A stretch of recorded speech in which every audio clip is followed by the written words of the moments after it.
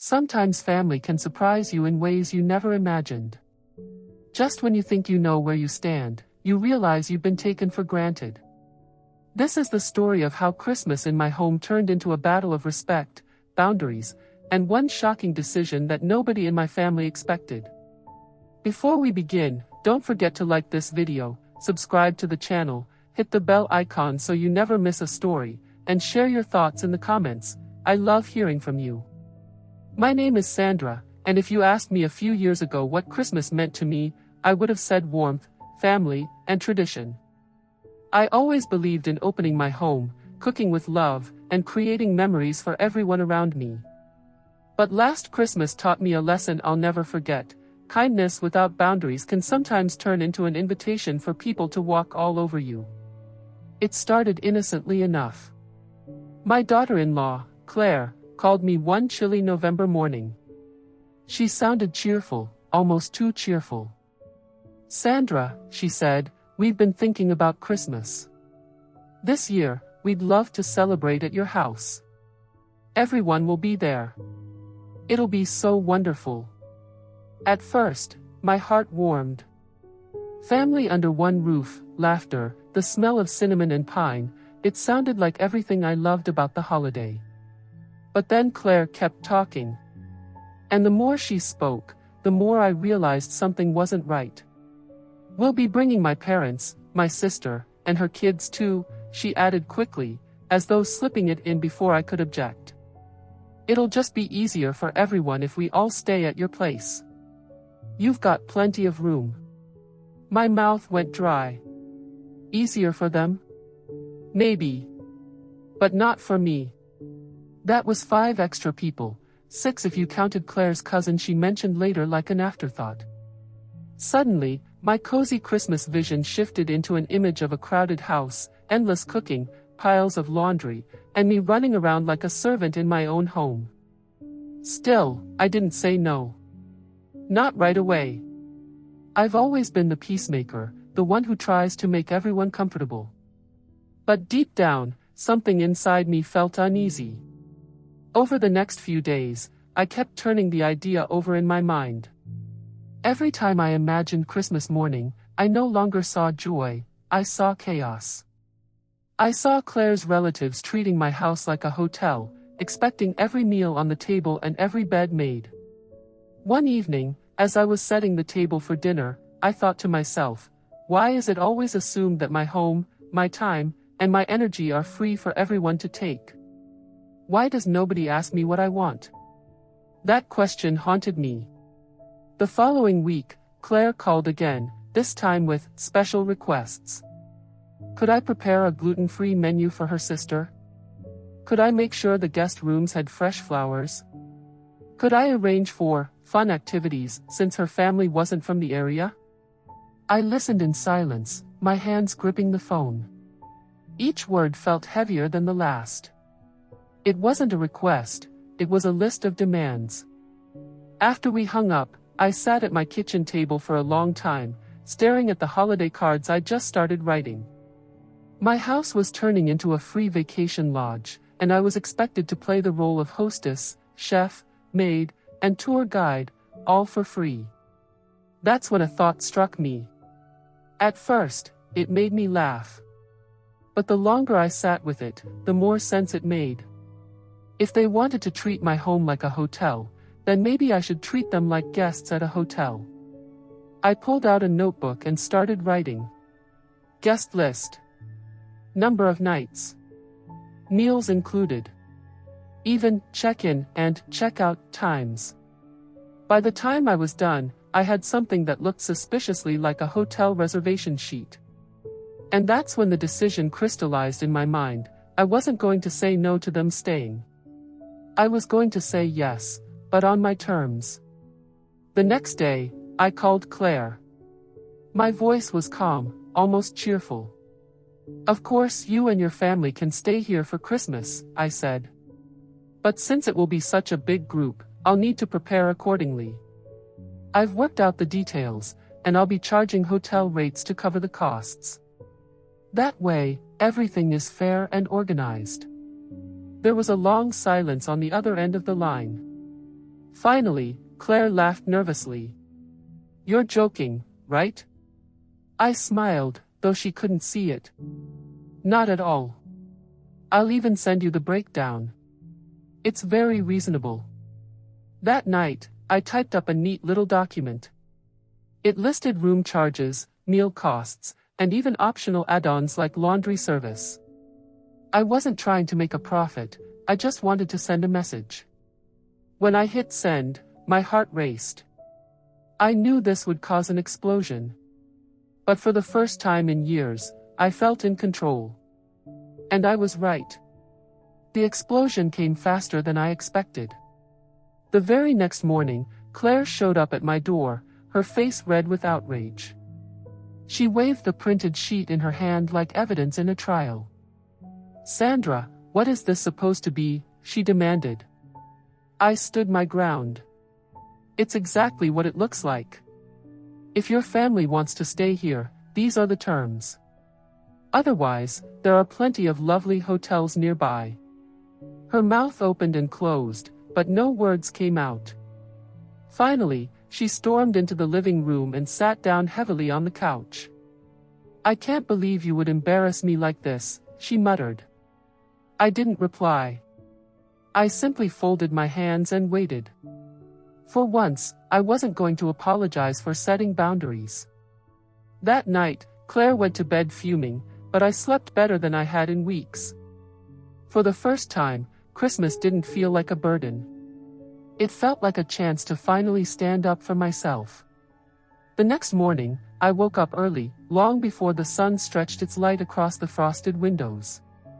The house was quiet, and for a moment, I just stood in the kitchen with a warm cup of tea in my hands, breathing in the calm. It was the kind of peace I had almost forgotten existed. But I knew it wouldn't last long. Sure enough, I heard footsteps on the stairs. Claire emerged, her hair still messy from sleep, her expression stormy. She didn't even bother with a good morning. Instead, she went straight for the jugular. "Are you serious about this? You can't be. Nobody charges their own family to stay with them at Christmas." Her voice was sharp, but I stayed steady. I set my tea down and met her gaze. "Claire, I'm serious. Your family made this decision without asking me, without even considering what it would mean for me. I'm not a free-in. If they want to stay here, they'll contribute their share." She crossed her arms tightly, as if trying to shield herself. "They'll think I set this up. Do you know how humiliating this will be for me?" I raised an eyebrow. "Maybe you should have thought about that before promising my house to them." That shut her up for a moment. I could see the wheels turning in her mind, trying to figure out her next move. By the afternoon, she was on the phone with her mother, her voice carrying through the walls. "She's lost it," she hissed. "She actually wants us to pay to stay in her house. Like it's some kind of hotel." There was a pause, and then her voice rose even higher. "No, I didn't know she was going to do this. I thought she'd be happy." Happy. The word echoed in my mind. Happy to be taken advantage of? Happy to cook for a dozen people and spend my savings to make everyone else comfortable? That wasn't happiness, that was exploitation dressed as family tradition. When she hung up, she stormed into the kitchen where I was preparing lunch. "They're shocked, Sandra. Absolutely shocked. Do you know how insulting this is? They'll never forgive you." I stirred the pot on the stove calmly. If they feel insulted by paying for food and lodging, then perhaps they should consider why they expect it for free. No one's forcing them to stay here. Hotels are available. Her jaw clenched so tightly I thought her teeth might crack. She muttered something under her breath and stomped out. I could feel the tension thick in the air, but instead of feeling guilty, I felt stronger. For once, I wasn't bending, I wasn't apologizing, I wasn't smoothing things over. I was holding firm. And it felt good. That evening, my son came home from work. He walked into the living room, looking between Claire and me. The air was heavy with unspoken words. Finally, he asked, "What's going on?" Claire jumped in immediately. "Your mother wants to charge my family money to stay here for Christmas. Can you believe that? She's treating them like strangers." My son turned to me, his eyebrows raised. "Mom?" I met his eyes steadily. "Your wife's family invited themselves here without asking. They expect to stay, eat, and be entertained at my expense. I'm not refusing them, but I won't be used. If they want to stay, they'll contribute fairly. I've already made the arrangements." For a long moment, silence hung in the room. My son looked torn, caught between the woman he married and the mother who raised him. I braced myself for his answer, not knowing which side he'd take. Finally, he sighed. "Claire. Mom has a point. It's a lot to ask of her. Maybe it's not such a bad idea." Claire's face turned red. She opened her mouth to argue, but no words came. She looked betrayed, as though my son had just stabbed her in the back. "I can't believe you're agreeing with her," she shouted before storming upstairs. When she was gone, my son rubbed his temples and sat down beside me. "Mom. I know this is messy. But honestly, you're right. I didn't realize she had invited her whole family without even asking you. That's not fair." Relief spread through me like warmth from the fireplace. At least my son understood. Over the next few days, the drama continued to unfold. Claire alternated between silent treatment and bursts of anger. She tried to convince me that charging her family would ruin Christmas, but I didn't budge. Each time, I calmly repeated the same thing: if they want to stay here, they'll pay their share. If not, they're welcome to book a hotel. One night, I heard her on the phone again, this time whispering furiously. "She's not giving in," she said. "I don't know what to do. If we cancel now, it'll look bad. If we pay, it'll look worse. Either way, this makes me look terrible." I sat in the hallway, listening, my heart pounding. She wasn't worried about fairness. She wasn't worried about me. She was worried about appearances, about her pride. That's when I knew I had won, even before Christmas had arrived. Still, I kept quiet, letting her stew in her frustration. I wanted her to make the next move. And she did. The week before Christmas, Claire announced at dinner that her family would still be coming. But, she added coldly, "They won't be paying your so-called hotel rates. We're family, Sandra.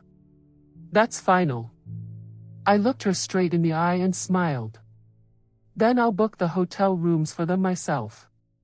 I'll let them know when and where they can check in.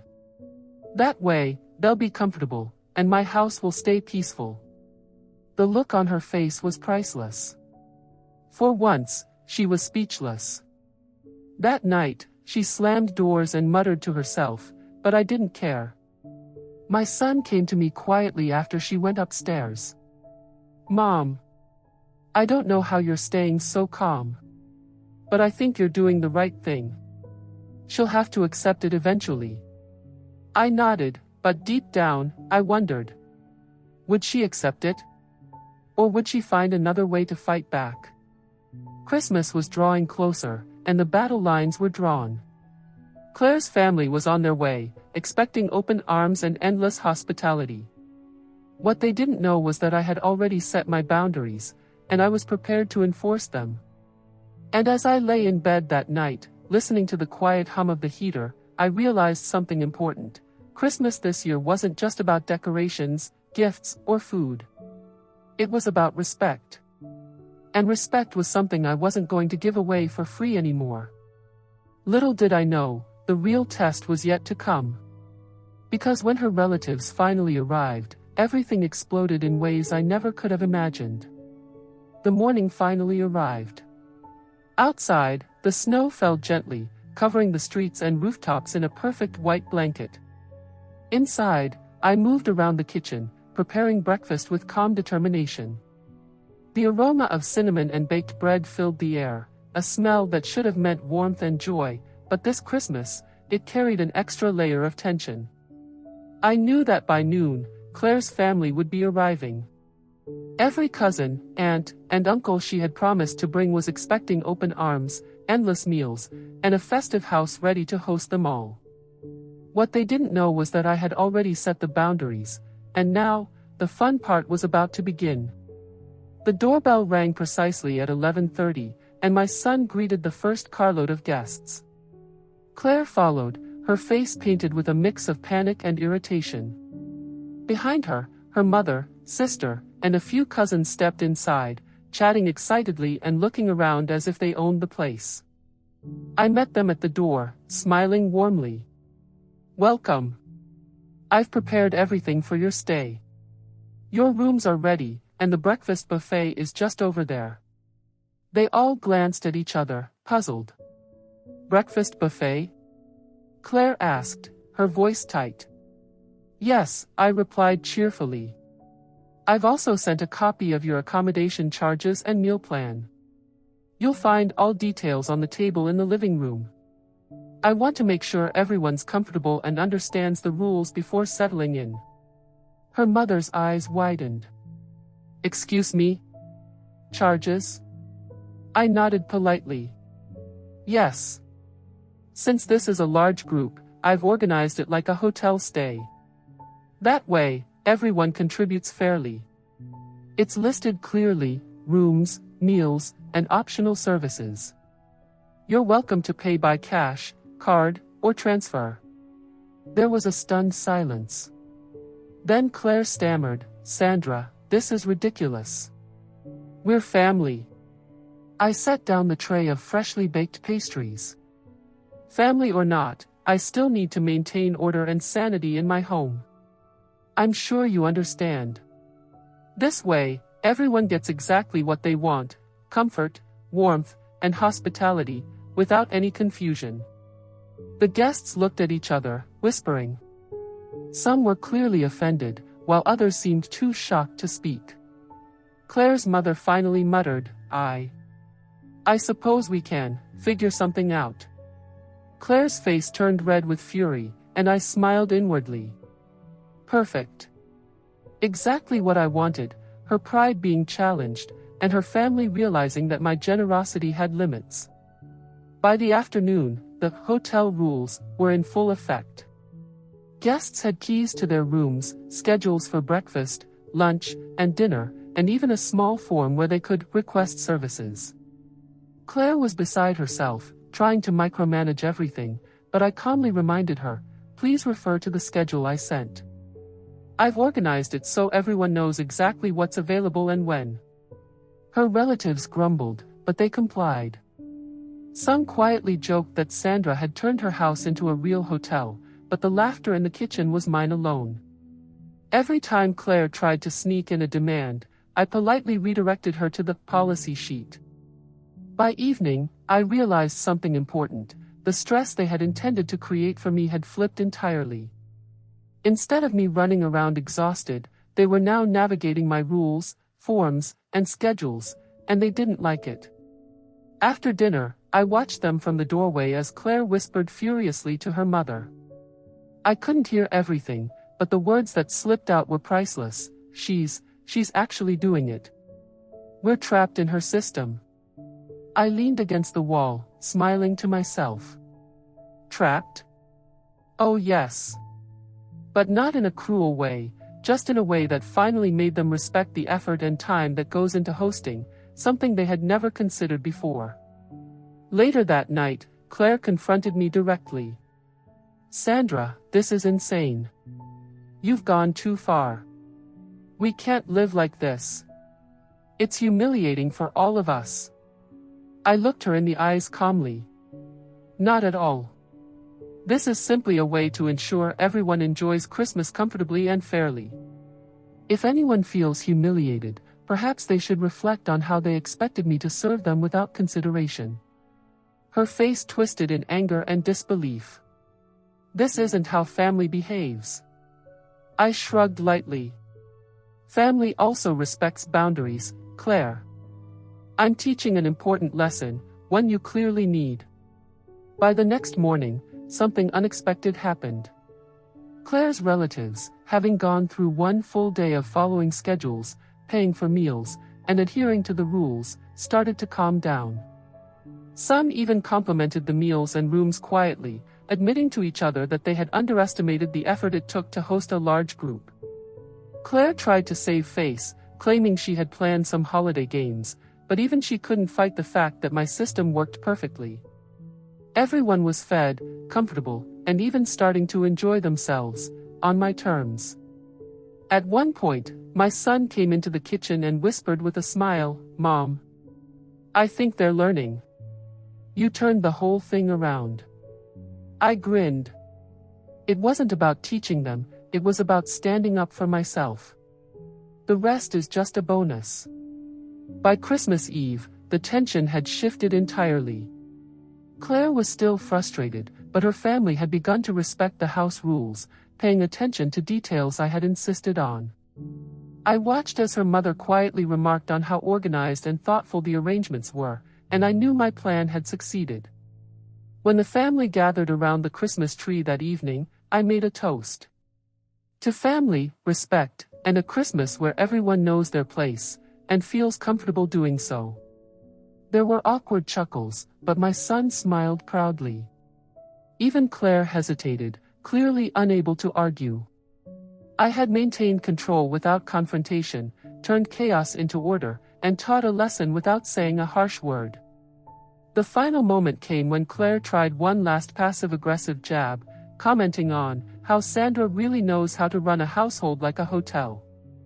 I smiled warmly and said, "Yes, it's all about preparation, fairness, and understanding what it takes to make everyone comfortable. I hope you'll remember that next time." Her jaw dropped. I could see her realizing that I had won not by being cruel, but by being clever, patient, and firm. As everyone finally settled in for the night, I stood in my kitchen, sipping a cup of tea.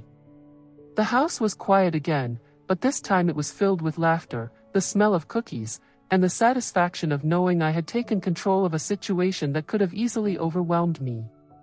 I whispered to myself, this Christmas, I didn't just host a family, I taught them to respect the space and effort that goes into creating it. And I did it without losing my peace. For the first time in years, I felt truly in control, truly respected, and truly happy. Christmas had come, chaos had arrived, but the outcome was perfect.